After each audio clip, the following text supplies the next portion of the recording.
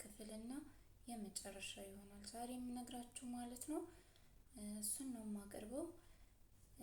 ባለፈው ያቆምኩበት ሰውየው ሕፃኑን ልጅ ወደ ፖሊስ ጣቢያ ይዞ ከሄደ በኋላ የተፈጠረውን አብራርቶ ከነገራቸው በኋላ ፖሊሱ ቀበል ሊለውና ይሄ ሕፃን ልጅ እኮ አንተን ነው የሚመስለው፣ ምናልባት ያንተ ልጅ እንዳይሆን አስታውስ ብሎ ሲነግረው ያ ሰው መደንገጡን አይተን ነበር ያቆምነውና ከሱ ነው የምቀጥለው። ሰውየው ደንገጥ ብሎ ወደ ኋላ ተመልሶ የራሱን ታሪክ ለማስታወስ እየሞከረ ነበረ። በዛን ቅጽበት ምን ትዝ ይለዋል? የድሮ ፍቅረኛው ጋር ግንኙነት እንደነበረው አስታወሰ። በፍቅረኝነት ዘመናቸው ጥሩ የሆነ ግብብነት አልነበራቸውም። ጸብና ድብድብ የተሞላበት የፍቅር ጊዜን አሳልፈዋል። በዛም ባለመግባባት ነው የተለያዩት። ነገር ግን ብዙ ጊዜን አባክነህብኛል በሚል ትቃወመው ነበረ። ፍቅረኛው ለመለያየትም ፈቃደኛ አልነበረችም። ለ5 ዓመታት ያህል አብረው ቆይታ ነበረ። ነገር ግን በቃ ባለመስማማት ተለያይተዋል። ከ5 ዓመት ቆይታ በኋላ በፍቅረኝነት እሷን በጣም ያንገበግባት ነበረ። 5 ዓመት የእድሜዋን በማባከኑ ልክ ከሷ ከተለያየ ከ6 ወር በኋላ ሌላ ሴት ያገባል ማለት ነው። ልክ በ6 ወር 5 ዓመት ሙሉ አብሬህ ቆይቼ በ6 ወር እንዴት አንድን ሴት ልታገባ ቻልክ በሚለው ከኔ ጋር ያለህ ከሷም ጋር ነበርክ በማለት ሌላ አምባጓሮ ትፈጥር ነበረ ፍቅረኛው። ነገር ግን ያም ሆኖ እሱ ከ6 ወር በኋላ ያገባል። ከባለቤቱ ጋር ያው አልፎ አልፎ ጸብ ይፈጠራል። የሆነ ቀን ባለቤቱ በጣም ተጣልተው ስለነበረ እሱ በሌለበት ወደ እናቷ ቤት ጠፍታበት ትሄዳለች። የተለመደ ነው፣ እንደዛ ታደርግ ነበረ አልፎ አልፎ እና ሁሌ እየሄደችበት ያመጣታል ሄዶ ማለት ነው። በሽምግልና ምናምን ሄዶ ያመጣታል። ትመጣለች ደግሞ ትንሽ ቆይታ ተጣልታ ትሄዳለች። እንደዛ ሲሆን የሆነ ቀን በጣም ተናዶ እንደዚህ ጠልታኝ ትታኝ የምትሄደውን ለምንድነው የወደድኳት? ለምንድነው ያችን አብራኝ የነበረችውን ያልወደድኳት? ለምንድነው ያልተቀበልኳት? ብሎ ውስጡ ጥያቄ ፈጥሮበት ሲያወጣ ሲያወርድ ወደ አንድ መጠጥ ቤት ይገባና ቁጭ ይላል።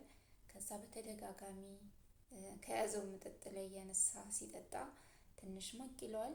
ለድሮ ፍቅረኛው ይደውልላታል። እባክሽን ነይ፣ እዚህ ቦታ ነው ያለሁትና ጥሩ ስሜት ላይ አይደለሁም፣ ታስፈልጊኛለሽ ይላታል። ከዛ እሷም ትደነግጥና ምን ሆኖ ነው ብላ ወደ ነገራት ቦታ ትሄዳለች። ከዛ በኋላ የሆነውን ሁሉ ያጫውታታል። ከዛ ከመጠጥ 1-2 እያለች እሷም ትንሽ ሞቅ ይላታል። ሁለቱም አንድ አይነት ስሜት ውስጥ ይገባሉ። ከዛ በኋላ አንድ ላይ ያድራሉ ማለት ነው። ልክ በዛን ቀን በተፈጠረው ስህተት እሷ በጣም ደስተኛ ነበረች። አጋጣሚውን አግኝታ ነበረ እና ጣት ላይ ምንም እንዳልተፈጠረ ቻው ቻው ተባብለው ይለያያሉ። 9 ወር ሞልቶ ማርገዟን ታውቃለች። እሷ ግን አልነገረችውም። ለምን እንደማይቀበላት ታውቃለች። ከዛ በኋላ ልጇን ወልዳ 6 ወር ከሆነ በኋላ በጓደኛዋ ወደ አባቱ ልጇን ትልከዋለች ማለት ነው። 5 ወር ሙሉ ጊዜን አባክነህብኛል፣ ጊዜን አቃጥለህብኛል። እኔ ከዚህ በኋላ ሌላ ወንድ ላገባ አልችልም፣ ሌላ ሰው ማሰብም አልቻልኩም። ግን ልጅ ሊኖረኝ ይገባል። ያገኘሁትን አጋጣሚ ለኔ እንደ ጥሩ እድል ተጠቅሜበታለሁ እና በቃ ይሄ ነው እድል ፋንታ ብላ ልጇን በስጦታ መልክ ወደ አባቱ ትልከዋለች ማለት ነው። ነገር ግን በጣም ሰውየው ይደናገጣል። መጨረሻ ላይ የራሱ ልጅ መሆኑን ሲነገረው በጣም ያዝናል። ባለቤቱም ያው እንደተለመደው መጥቶ ይወስደኛል ብላ እየጠበቀች ነበረ። ነገር ግን ትንሽ ኮንፊውዝ ስለሆነ በጣም ስለከበደው ከ3 ቀን ከ4 ቀን በኋላ ወደ ባለቤቱ እናት ቤት ይሄድና ነገሩን ሁሉ ያማክራቸዋል፣ ይነግራቸዋል የተፈጠረውን። ህፃኑን ልጅ ይዞት ነበረ የሄደው እና ሚስቱ በጣም አምርራ ታለቅሳለች፣ በቃ ትናደዳለች። እናትየዋም ግራ ይገባቸዋል። ልጃቸው ትዳሯን ባታጣ ደስ ይላቸዋል፣ ግን የተፈጠረው ነገር ደግሞ በጣም ነው ያናደዳቸው ማለት ነው። በቃ በዛ መሀል እያለ ልጁን ይዞ ወደ ቤቱ ይመለሳል። ሚስቱ እምቢ ትለዋለች፣ ትዳሩን ይፈታል። የልጁን እናት ፍለጋ ይገባል ከዛ በኋላ ማለት ነው። ይቺ የልጁ እናት ፕሮሰሷን ጨርሳ ነበረ ወደ አረብ ሀገር ለመሄድ ለመሰደድ ማለት ነው። በቃኝ ልጄን ወልጃለሁ፣ ከዚህ በኋላ እዚህ ሀገር ላይ ተቀምጬ ማግባትም አልፈልግም ከዚህ በኋላ ብላ ነገሩን ከጨረሰች በኋላ ነው ልጇን ወደ አባቱ የወሰደችው። እና እሷን ሳያገኛት ተነስታ ወደ አረብ ሀገር ስደት ትመጣለች። እሱም ብቻውን ልጁን ያሳድጋል ማለት ነው። እዚህ ጋር ይቺ እናት ልጇን በብዙ መልኩ ትናፍቀዋለች። አንደኛ ልክ ባልሆነ መንገድ ነው ልጁን ወደ አባት የወሰደችበት መንገድ በቃ ይጸጽታል። ሲያልፍ ነገሮች በቃ ቸኩለን የምንወስነው ነገር የሆነን ነገር ስለፈለግነው ብቻ ያ ነገር ያ ሰው ሳይፈልገን እኛ በሱ ላይ የምንወስደው እርምጃ ማስገደድ ነው በነገራችን ላይ። እና ማስገደዱ ምንም ተገቢ አይሆንም።